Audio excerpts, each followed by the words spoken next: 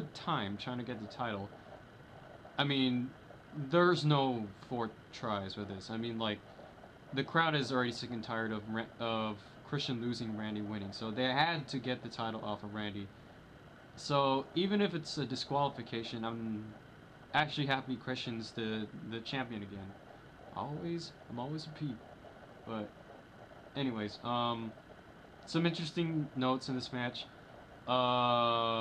Randy kicked out of a kill switch, which I didn't expect, but I really didn't expect Christian to kick out of an RKO. That means a lot, actually. It means they're really trying to push Christian to being the top heel now. I mean, it. I mean, no one. The RKO is one of, to me, it's one of like, when you get hit by an RKO, you're pretty much finished. I mean, not a lot of superstars can kick out of an RKO. Like Undertaker's done it. I think John Cena's done it, but even then, John Cena, Randy Orton got a 3 count on John Cena on 1 RKO. Christian kicked out of 1, so I'm just saying it's really big. Like, anyone who kicks out of an RKO is like, he's on top. He's one of the top guys. So yeah, that's all I have to say about that match. There's not much to really talk about, except maybe Randy Orton made a lot of weird faces near the end. Like when he started flipping out, it looked like he was taking it a little bit too seriously. Like he looked mad, but he looked like he was just like raving psycho mad. Yeah, it was kind of funny to watch. But anyways, last match. This match is the match everyone's talked about. CM Punk defeating John Cena for the title chip, and this is the match that everyone remembers on the card. Mainly because, one, it's CM Punk's final, like, it was supposedly his final night in the WWE, and two, CM Punk defeated John Cena. I mean, like, this is CM Punk defeating John Cena as fairly as he could. It's something that no one expected. Like, cause at this point, like before the match, before the Money in the Bank, CM Punk was very buried. I mean, he was buried beyond belief.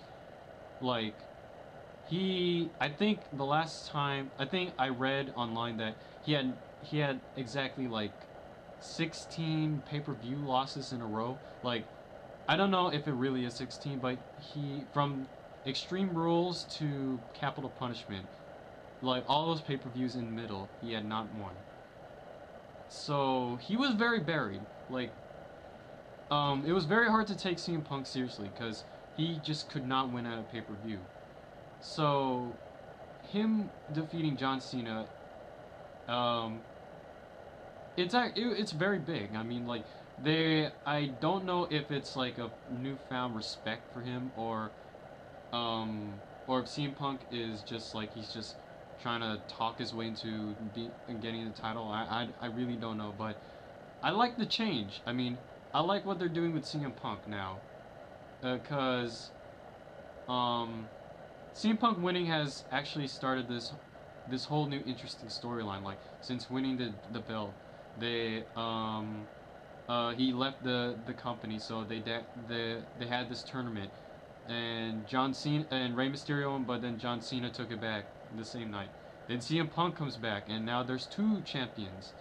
So this is actually a very interesting storyline, and it's probably one of the most interesting storylines they've had in a long time. So I really like what they're doing here. And as a CM Punk fan, I just like seeing the belt on him. Like, this is his first time holding the WWE Championship.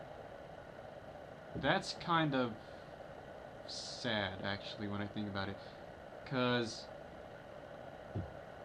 I don't know, he should have had that belt a lot earlier, like, based on how much he works in the company. Like, I might not agree that he's the best in the company, like, as how he says he is, but he is one of the best. So the fact that he finally has the belt and is one of the current champions, like, even though Vince said he vacated and Triple H said he's a current champion. So it's just it's great to see him as a current champion. Now, anyways, to the match. The match itself, very emotional, very yeah, that's exactly what I'm trying to say. It was very emotional.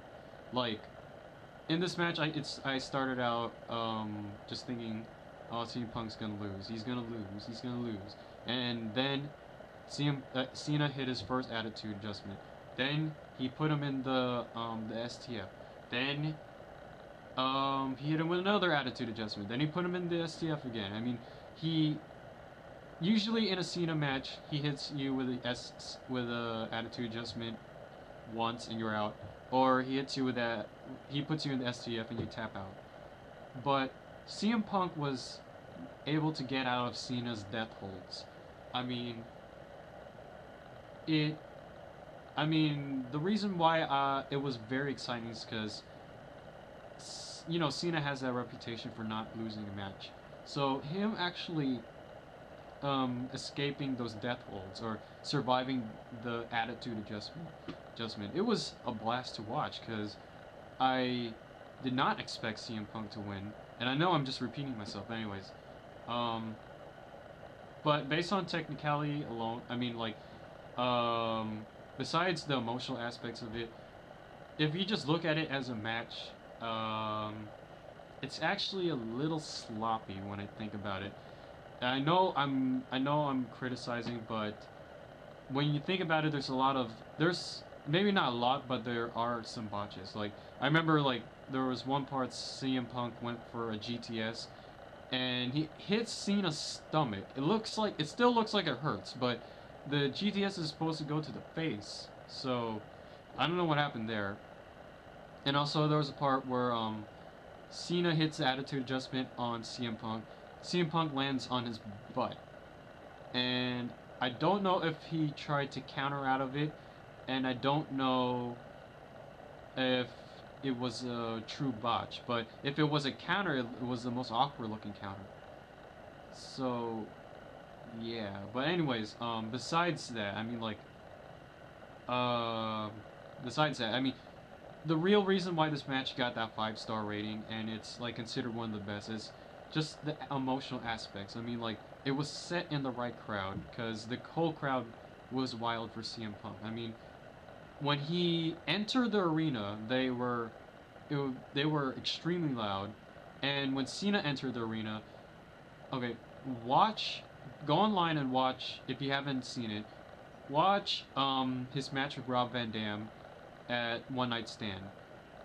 The ovation, the reception that Cena got at that event, like where he was booed to death, is similar to what he got in this crowd.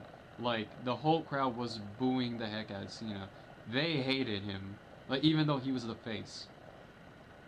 Um, they hated his guts. Like you could tell Cena was uncomfortable because when he entered the ring, he just had his head down while holding his belt. Like he just did not want to be there. So, that's an advantage. I mean, that's a good advantage of having the match in your hometown. I mean, regardless of your alignment, you're gonna get cheered in your hometown, even if you're a heel. So, anyways, the crowd was good, and when CM Punk won, I swear the TV was. I thought the TV speakers were gonna break because the whole crowd was marking, like they went nuts. I mean, even during the match, the camera would cut to shots of the crowd just like in amazement, like they were just like on the edge of their seat. Is oh my gosh, is CM Punk gonna win? Like they were literally on the edge. Like I saw one woman was like she looked like she was about to faint. So yeah, a very emotional match. It was a good match. It's one of the best matches I've seen in a long time because I've seen some very boring matches on TV now. So this is I guess a refresh. It feels refreshing to see this kind of match. So yeah, I'm liking where the story is going. Like I've been keeping up with Raw, so I'm liking how this story is going along. Like They're gonna have an undisputed title match at SummerSlam. I hope CM Punk wins. I hope he wins, because he has momentum now. John Cena doesn't have momentum. CM Punk really needs this victory at SummerSlam, and I'm gonna be pissed if Cena wins, because he does not need that victory there. All right. No, post your comments if you want to. If you have any other thoughts about Money in the Bank, feel free, go ahead. Regardless if it's positive or negative, I don't care. But yeah, Money in the Bank, overall good pay-per-view.